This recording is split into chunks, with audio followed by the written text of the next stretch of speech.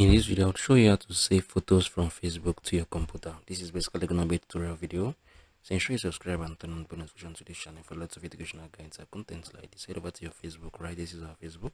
So if you love to, let's say like you want to save this photo, right, for future and reference purposes, just right click your mouse. You're going to see this save image as, right? So right there, right here, you can just come on here, you can type in Moto, right? You can type in Moto, yeah. I'm gonna click on save, right? So you can say I just save this right now. So if you click on this downloaded, right, if you open it, you're gonna see the same image, right? So I'm gonna wait for this to load up. Yeah, so this is it. It's currently loading. Yeah, so you can see this. You can see this. This is basically how you can do this. If you found this video helpful, please share your thoughts below in the comment section.